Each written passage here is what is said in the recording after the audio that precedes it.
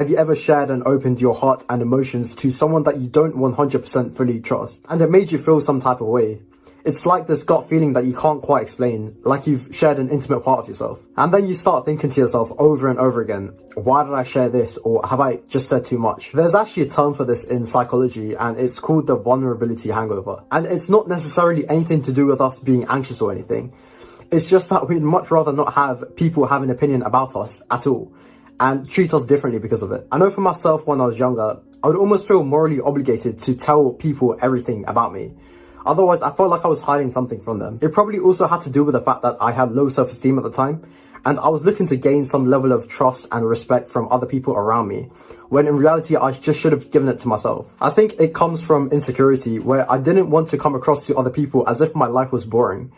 Because we're living in a world now where this ideal of trying to live life as much as humanly possible is being propagated. And a couple of examples would be always trying to go to the next party, or traveling around the world, or having this massive social group. And if you as an individual aren't doing any of that, especially to the extent that it's being socially expected of you, you're seen as someone who's not living life to the fullest, which is further pushed by social media, which is another thing. Have you ever wondered why platforms such as Instagram and YouTube don't charge us for using their platforms? The answer to that question is actually very simple. It's our attention, which is being exploited for billions of dollars in profits for these large tech companies. You could even say that the global economy as it stands is transitioning more and more from an industrial economy into an attention economy. And it's this abundance of information that we all have at our very fingertips.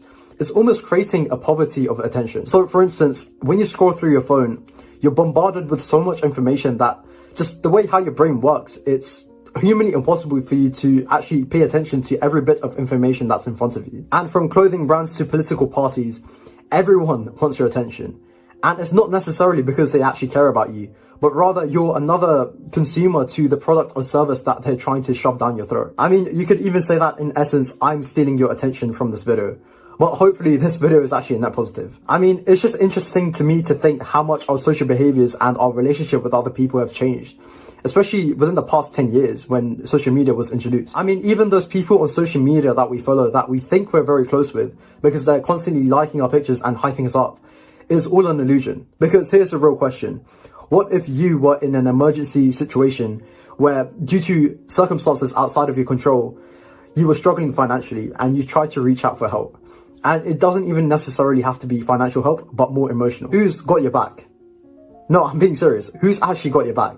Sure, you may get a couple of replies saying that, oh, I hope your situation gets better. And by the way, I know someone is going to say that I'm being ungrateful here for someone who's trying to provide some sort of support. But what I'm trying to say is that it's just not the same as having a close-knit group of friends that have really got your back and try to understand the situation that you're in and provide the support that you're actually looking for. And the harsh reality is, because most of our relationships are online nowadays, it lacks real depth. And all of those people that you thought you were super close with online are suddenly nowhere to be seen when you're at your lowest. And of course, this isn't to make you paranoid or anything, but I think it just has to be said. And we have to question the act of sharing our personal and private lives, whether that's through in person or online, as a lot of us, including myself, have a tendency to reveal a bit too much about ourselves to other random strangers that we barely even know. And this is actually an indicator that we lack intimacy, as the types of things that we share to people that we love aren't only for them. And a lot of what I've learned has come from the 48 Laws of Power, which is a great book, by the way.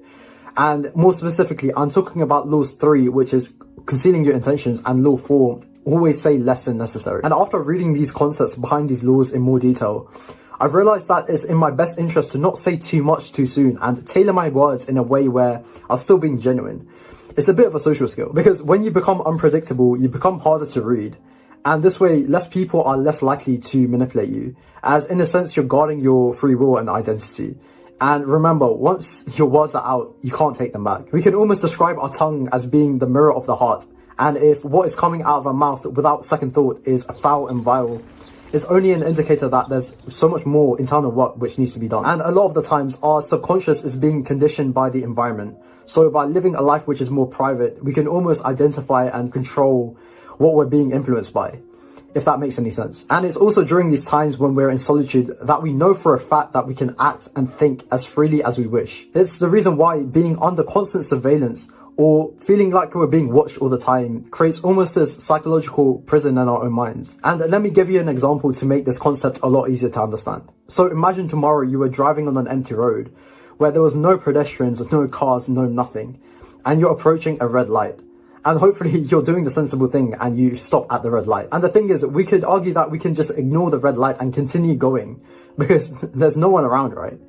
Except the fact that there may be just a slight chance where there's a camera just around the corner that is observing your very move. And for all we know, there could be no one behind the camera. It could even be a fake camera. But the fact that our brains come to the conclusion that there could be a possibility that we're being under constant surveillance keeps us in check. And in fact, this is how most of Western society is run and controlled. There's actually this movement which grew in popularity recently where individuals were taking back control over their lives without the societal expectations of robbing them of their privacy. And it's called the slow living movement.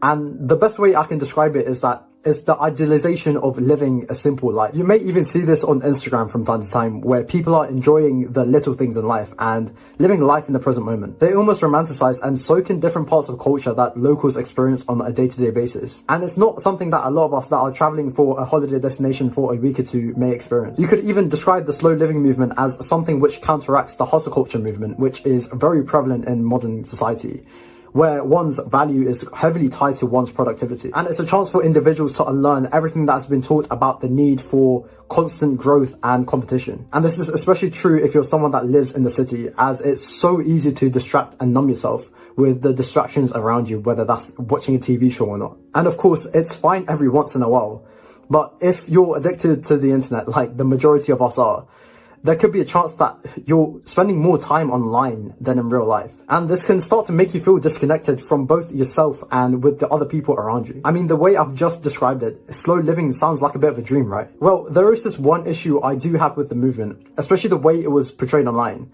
And from my viewpoint, it was just this complete rejection of the city. The thing is, we can't all just dip out of our full-time education or workplace and exchange that for the countryside or living abroad. And because of the nature of this individualistic lifestyle, as it's only available to a certain group of people, it's something that a lot of people end up consuming and romanticizing rather than something that people are actually living in. I mean, it's no surprise, as for more than a century, human life has gotten busier and busier, and work life in many cases bleeds into leisure time. But I do think that there is something which can be said about being in solitude, and it's something that you have probably gone through yourself personally, where you get a lot of those eureka moments and answers to life questions during the most unexpected times, like being in the shower. We have well-known religious figures such as Buddha meditating alone beneath a tree, or Jesus who is spending 40 days alone in the wilderness. And it's just interesting to see how many of these major cultures incorporate some sort of solitary quest as a rite of passage. And for a lot of us, just looking from the outside in, it looks a bit pointless, right? And a bit of a waste of time,